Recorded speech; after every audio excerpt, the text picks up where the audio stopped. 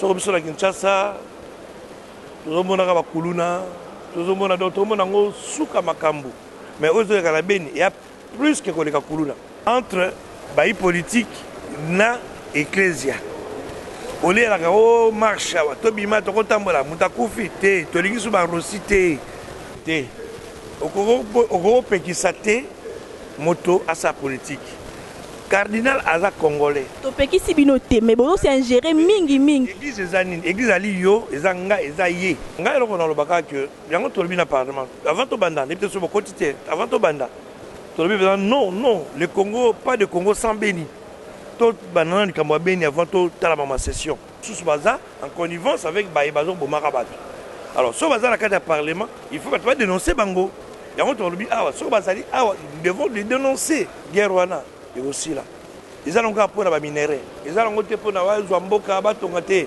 ya pour la minéraux oyo mokonzi mboka Félix Antoine Tshisekedi azali bongo koboya ko signer liste ministérielle à cause de l'absence ya basi vous en la preuve so vous en la preuve la kisinga nga na bi raison te o ezoko bumela ndeko autokufa sika Joski Kiambokuta na 2002 na imbaka na enzembwa nyonso ekopema ekumisa yawe nazoki critique ndenge na ndenge badon oyo bandeko na biso bafali baferi babwera bajibe banyoka loko bakofi banango euta na Nzambe.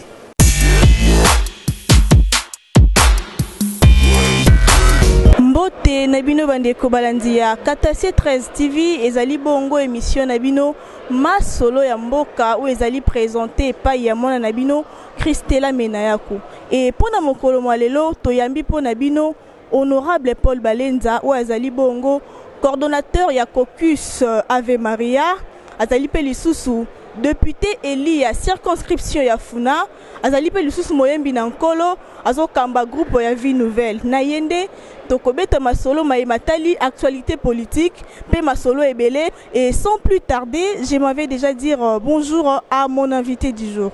Bonjour mon mboka Paul Balenza. Bonjour maman. Et c'est mingi ya koyamba yo na Katase 13 TV ba impression na ezali nini? Sengo pour mutu apeso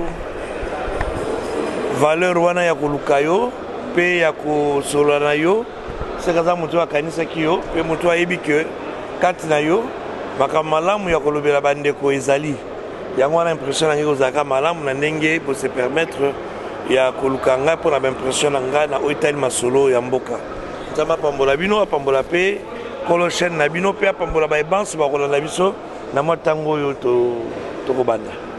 Mon mboka Paul Balenza étant que chrétien croyant différence ni nos salaka to analyse ni nos salaka entre chrétien na politique christianisme na politique au salaka ngo différence wana ndenge ni différence eza nango te eza penza ya kochango kamingi te po nyonso mibale etambolaka pona bolamu moko tobotamaka chrétien nga nakomi chrétien pour na kondima pour la foi de mes parents pour nga nazwaki baptême mwana moke et puis par ma foi aussi naza chrétien nakoza docteur nakoza menuisier nakoza soldat mais ngai naponaki nasala politique donc eza opposé te que chrétien à cause de politicien te politicien à cause de chrétien te chrétien ezali vie spirituelle ya moto politique ezali mosala oyo moto akosala na mboka kasi nga nalingi tolongola tosala ekili tolongola mwa conflit moko bato bana na mutu le pouvoir otoka politique c'est un pouvoir temporel eza ya ngonga yali pouvoir moko oyo mpona kokamba ekolo mpo na bolamu ya moto le pouvoir spirituel oyo tobengaka chrétien a évêque te wana eya mpe pouvoir oyo etali makambo molimo ya moto pe pona bolamu ya moto. Alors les deux pouvoirs eza ko œuvrer pour le bien-être de l'homme pona bolamu ya moto et cause en conflit faut la bomoko etambole sika moko d'ailleurs kutu et cause malamu soki politicien aza penza chrétien ya solo politicien o ayebi ko banga nzambe politicien o ayebi ko linge kolo politicien oyo alingaka moninga lokola milingaka tokozala makambo te. Congo na biso eza mboka oyo ekoki kozala 10 ans 5 ans te po décoller. Soka to respecter 3 principes spirituels wana, socio-spirituels. Et ali la crainte de Dieu qui implique l'amour du prochain, qui implique aussi l'amour de la nation. Soto tosi to bangi nzambe, to lingi moninga lokola to bilingi, to lingi kolo na biso, Congo to na besoin 10 ans te. Wana corruption ozala te, botama be ozala te, ba guerre oyo ozala te, poison ozala te, to ozala malamu. Voilà, honorable Paul Balenza, c'est vraiment 3 clés pour nako longa makambo c'est que ça manamboka na biso et toujours continuer toujours avec mon amboka Paul Balenza. Papa, question ezali boye. Tu assistais que l'autre fois na caucus oyo organisé qui aux coordonnateur. Tout le monde qui ndenge activité se déroule qui tout le monde qui présence il y a éminence Ferdinand Cardinal Mbongo donc azala qui wana faire Fridola allais je dire azalaki wana tina ya kopesa catéchèse to mateya na ba député puis ba parlementaire nyonso ya Congo ba catholique sikoyo par rapport à l'activité wana pesa biso vraiment but activité et puis déroulement na ndenge leka kindenge nini. Ouais, merci maman pour la motuna. En tout cas na pour la mbala yambo na Congo na kata hémicycle na parlement tozo likanisi wana.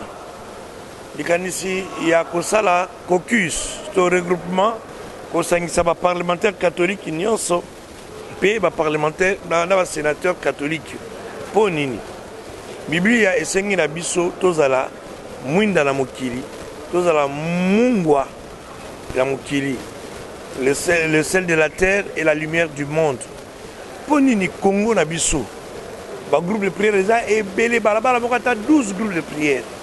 À 90%, on est tous chrétiens. Mais nini mokilango ezotambola te.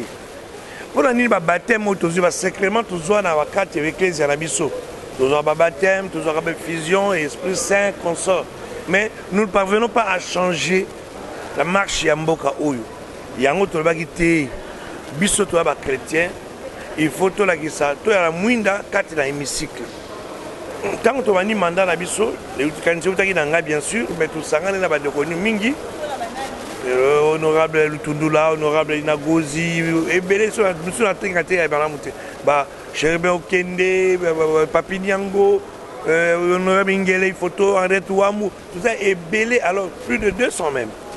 Alors, tu vas dire, biso, tu sangana capo, tous à la locola interface, locola pont, locola bagba. Et puis pour la Ningala, bagba. Entre baï politique na ecclésia. Olé la gao marche wa tobima to kotambola mutakufi te to lingi su ba rossi te. Ba rossi o wana balaki ba victime moko pi balaki ba oyo balaki vraiment na ba salaki mingi la volonté na bango pour mboka na biso. Alors pour te épargner ba liwa wana po soda na biso mona mususu a professionnel te a tirer pour rien. Bon, ça marche pour Moutakou Fati, ça marche pour te revendiquer. Alors, pour te éviter à Bilo Moussouswana, tout ce qui est cause à la cas, n'a pas politique, n'a pas ecclésia. Il y a tout ça qui est pour être le pont entre l'église et le pouvoir. Tout ça qui est sur une ngoni, tout ça ecclésia na biso. Ben, paroisse minga catholique, ben, col minga catholique, et comme on a Libanais et à Botoli. Alina bakamamboka basali négociation baboto bana ba sous na bisika ya osala ba ndembote bo pito na biso lokwa ba Saint Joseph wana et hôpital mo oyo ya munene liboso so mo di changu po ya côté oyo mais ana problème ya kofuta na mai na courant po mingi bayaka wana bafuta kate ya ba démuni bayaka l'état pas ko chama boko ya biso ba député catholique total ko sunga ba évêque na biso so sacrali sala na gbado na bo lokola l'activité de Kendaka, la Rome, dans Lubola qui dans 2019, au Papa Cardinal Robert Cardinal, dans Rome. Donc tout ça, la action est belle. Monsieur Zali Kosangana, na baï politique, Yambo Kamisusu, réseau parlementaire étranger. On a tout à la cause expérience, qu'on connaît sa macanisi, on a compris ça. Donc, but de la mission est ça, Yangoana. Donc, tout ça qui est soit là, pour apporter le exemple.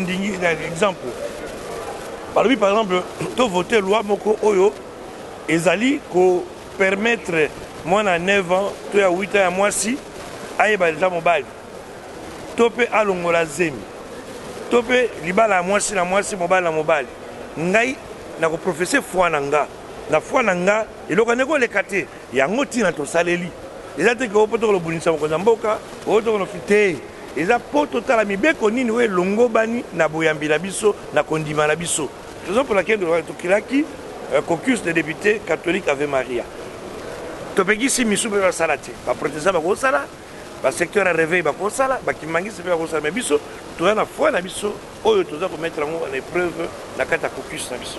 Bino étant que ba catholique, siko ceux qui vont voter loi que bino bozali minorité et puis ba confession mususu religieuse et l'équipe bino, est-ce que ba loi wana et cause à la voter? Et quoi la voter ceux qui majorité, surtout la minorité, tu dis bien mais au moins nebi que loi na ta ton dimanche mais ngai conscience ngala tranquille.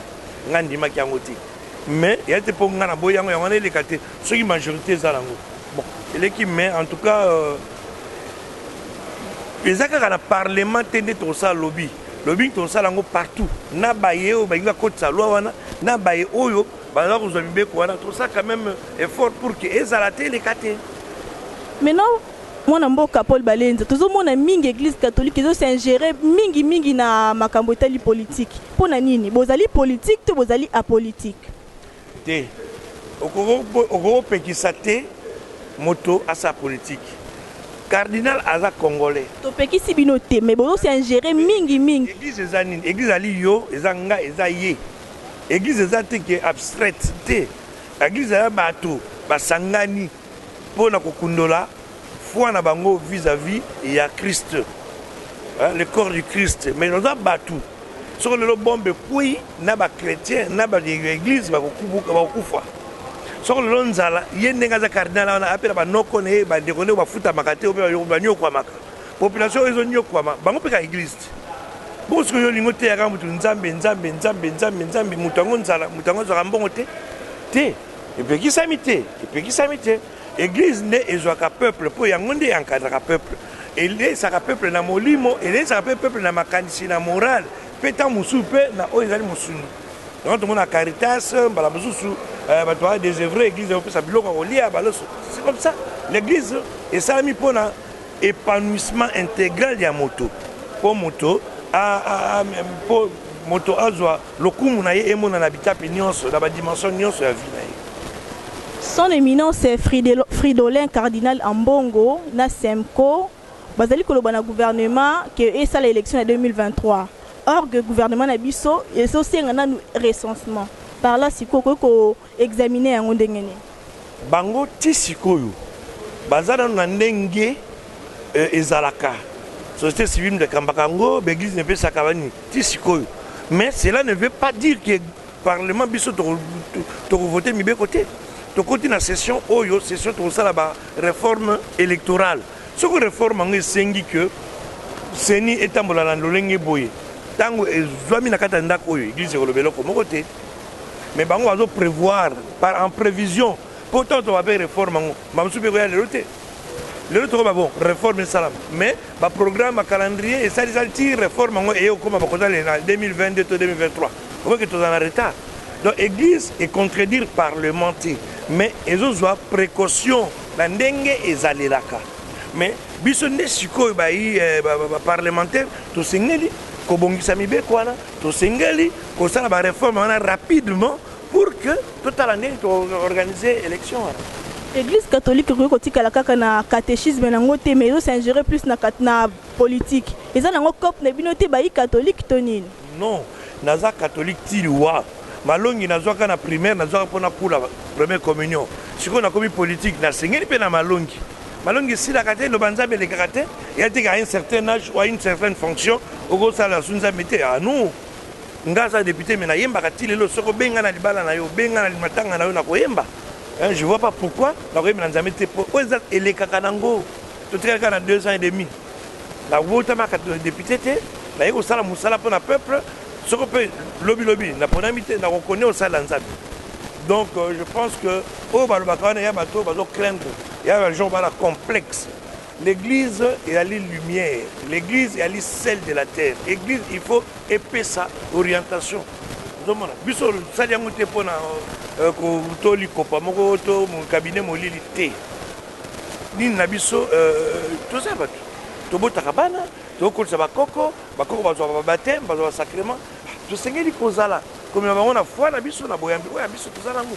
Donc un politique faut ça lanza mais d'ailleurs c'est l'idéal même que les politiques soient vrais chrétiens. Moi Mboka Paul Balenza moi si topé femme occupera place nini et pas na auto na vie. La vie d'anga moi si occupera place mon nene. Natangi ça pendant 5 ans na lycée Kimwenza. Bon, la bonne on déclarer pour batuba ba critiquer ma casse mais pour nanga. Natangi ça basi, natangi ça pe mbali. Mais moi si akela mama ile makasi ko le kamobali. Pour nzamba ebi. Nzambe akela kamoto mais moi si mtabota kamoto. Nzamba pesa moi si pouvoir wana ya continuer œuvre créatrice na ye. Ngara sali moto na keli moto me yo bimiselanga moto na mokili. Donc maman azali pouvoir moko béni de Dieu pour na biso to zala bomoyo. Yango na zalaka maman na biso, alaka mwasi na biso, alaka ndeko na biso mwasi, alaka mwana na biso. Donc maman na valeur munene na mokili oyo. Sikoyo mokonza mboka Félix Antoine Tshisekedi azali bongo koboya ko signer liste ministérielle à cause de absence ya basi.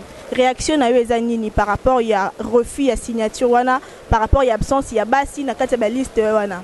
Vous en avez preuve. Vous en avez preuve. Si vous en avez preuve la gisinga nga na bi raison te ou ezo bumela. Mais ce qui est à bongo, hein, ce qui est à bongo et vous allez penser malamu liste en ça malamu parce que toujours le bango na mbebo. Et moi si parité, moi si à 30% du gouvernement, mais alors ce que ça bongo na monyango mabete dans un formateur né et singeli à ta représentativité à basi pe na kata gouvernement s'ils sont à 52 ou à 45 mais au chata 12 à 15 femmes où est le problème basi ya mayele baza mingi ya on a dit basi ya mayele baza mingi basi ya motema ya kolinga kolo baza mingi basi o bako sala politique malam baza mingi na Congo awo pourquoi baza na place mais ce que zalango tozo bunda so pona peut-être ba intérêt personnel mais ceux pour école je vois pas pourquoi vous devez ko ou me lebele.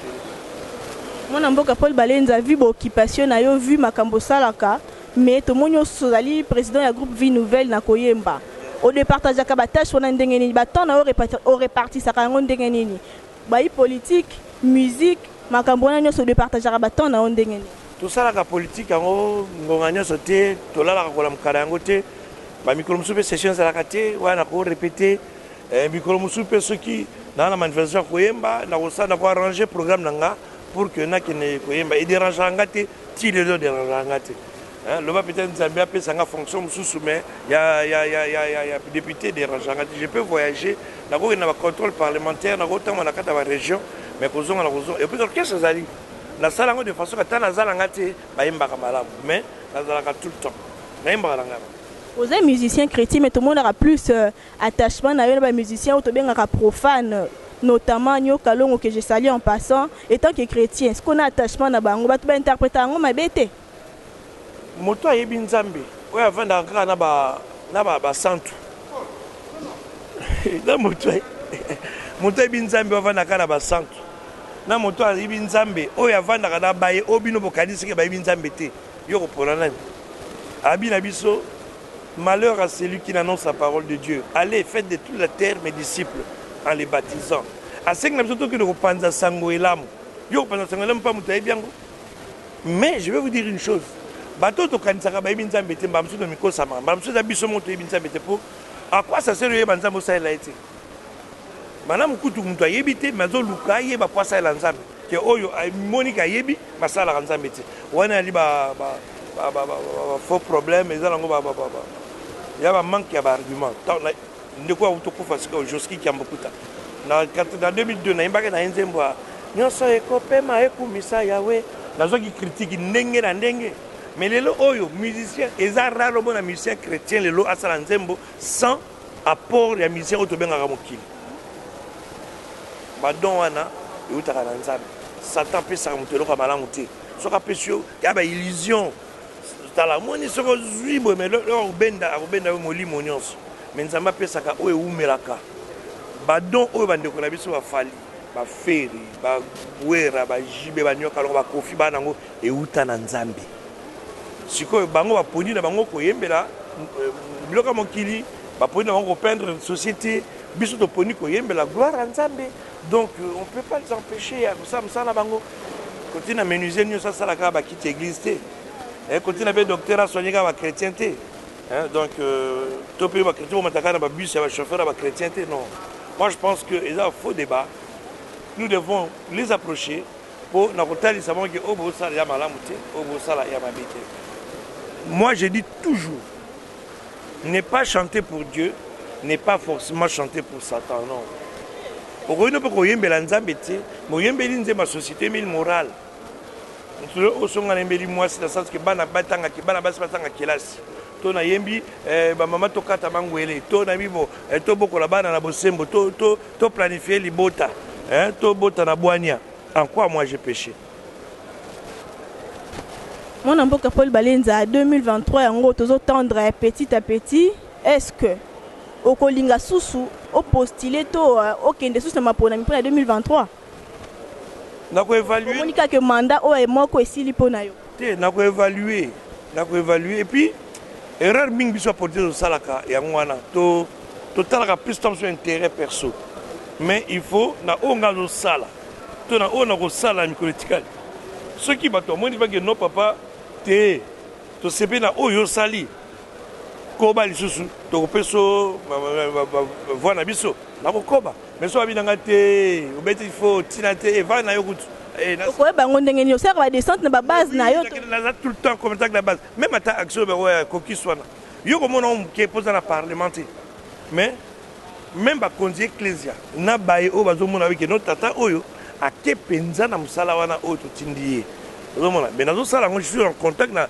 vacances parlementaires na salle d'activité mbalasima ko banga tena ko inviter yo tout ça va tourner na ngai na vacances parlementaires comme ça yo moko la ça ba olanda biso makamna sala na vacances parlementaires ce qui to landi malamu c'est que okozonga susu ko poster sur 2023 sikoyo na ko décider donc na ko décider c'est sikoyo na ko peso réponse en 2022. Merci boye mwana mboka Paul Balenza tomoni bongo libanda ya palais du peuple aussi katozali batebe ba aussi bazo sa la revendication par rapport ya bagueur na est lui étant que député élu ozolo bali par rapport ya situation wana. Oui eza mawa mingi na moni ba photo eza mawa mingi so biso la Kinshasa tozomona ka bakuluna tozomona donc tozomona ngo suka makambo mais ozo ka la beni ya plus que koleka kuluna. Ah, tout le monde a l'ambiance, couvre-feu, on doit respecter mais qu'on a couvre-feu à Libéla. Pour aucun attend on a bilanga bakangi à Bomio. Passe. Ngai loko na lobaka que yango tolobi na parlement. Avant to banda, ne peut se quotité. Avant to banda. Tolobi non, le Congo pas de Congo sans Béni. Tout banana du Kamwa Béni avant to tala ma session. Et président Amboso Andimi a l'habitude de créer ma commission pour tout tala du Kamwa Béni. C'est affreux. Il est comme primordial. Il est comme très primordial. Ce qui baille, parce que tout le monde clairement, mon père est binda kuna yote akota ngulu te. Ayi batenda ko dans la cave, il y a combien d'étages. Yali bayi bana mboka pe mususu baza en connivence avec bayi bazo bomaka bato. Alors so baza la cadre du parlement, il faut pas dénoncer bango. Yango to lobi awa so bazali awa, nous devons les dénoncer pour que ba kangamba. Justice est salement. Parce qu'on ne peut pas accepter pendant tout le temps à pouvoir passer plus de 18 ans massacre. Les autres sont un massacre. C'est là quoi. Les gens qui toquent au mingité. Mais moi je suis sûr et certain que Guerwana est aussi là. Les gens ont encore pour la minéraux. Les gens ont encore pour la Zouamboka, Batongate, il y a pour la minéraux. Le mécanisme est beaucoup ça pour mettre fin incessamment à la guerre. Mais Bissot, on ça la même action parlementaire. Pour ça la démarche na bandeko parlement ba pays au biso tout le monde bisika ba guerre donc ba Uganda, Rwanda, ba Burundi, ba pays limitrophes hein pour ça la démarche wana ba action wana pour que total ensemble comment faire na niveau na biso mais on est plus exécutif ministre de la défense et le chef Mboka bana vision moko pour la biso to contrôler kaka ke mbongo bino ko na budget armé ndenge ni boko ko so mandokité ndenge ni bosali boité mais bon on doit faire sa plan d'action mais nous serons là pour les contrôler pour les motiver et de notre côté nous allons aussi entreprendre coopération parlementaire pour voir comment à notre niveau aussi ça les Cambouans. On a Caucus Ave Maria, action mususu ezali kolanda na sima mikolo ezali action nini ko dévoiler biso yango déjà en avance. Sabino mais sûrement parce que to lingaki to sala action moi et belé mais eza moi belé to ça pèlerinage na Wamba jusqu'à anuarité à botama ki pakufaka to qui accompagner un évêque na diocèse d'ailleurs en tant comme côté jusqu'à ba consacrer évêque na ba paroisse à tout ça la action tout on ba ko bon sa église ko ba paroisse et toi bien la action pour l'hôpital Saint-Joseph tout action c'est moi belé tout ça na retraite nous tout ça là 3 jours. Organigramme ya Caucus eza ndenge nini kisikoyo nanto sali comité moko ferme parce que ba statut bimezo bimasiko toujours approuvé en haut mais jusque là nazo corriger na bandeko miné tomitano comme ça tout ça lango provisoirement. Mwana mboka Paul Balenza esengo ezaki vraiment ya mingi ya koyamba yo awa na Katase 13 TV mot de la fin na yo par rapport à émission oyo. Mot de la fin na ngeza espoir. Mot de la fin na ngeza espoir et espérance. Tout ce que vous avez un espoir. Pour nous ambasser la biso pour nous combattre. Comment ko sala mboka riche ya makasi bolokola so non mboka na biso za hyper riche. Bon to nyo kama boy po na oyi apesa biso te. Eko bunga. Ngaza la kondima. Ezaka ke biso to za la vraie, to la sincère, na parlement. Na gouvernement ba ministre ba la vraie ba la sincère mokonzi mboka la vraie za la sincère peuple za la vraie za la sincère to linga kolo la biso to banga nzambe to linga baninga mboka na biso ko bonga tokomi bongo na suka ya émission na biso ya mokolo malolo bipai wapi to yambaki pona bino honorable Paul Balenza ngai Christela Mena kuna toni samaki ne sengo pe plaisir ya ko présenter émission oyo pona bino kasi soki bo sepela ki na émission ya lelo pesa matondo mingi Bob Sakadika matondo mingi na coordonnatrice Julia Kanengo na pesi mbote mingi depuis la Russie wana na moni le naturalisé russe Igo Menayaku na pesi mbote na Jumel Lukau Mabaku mbote na Shako Kiaseka ngana bino tokutani bongo mbala ya sima ciao.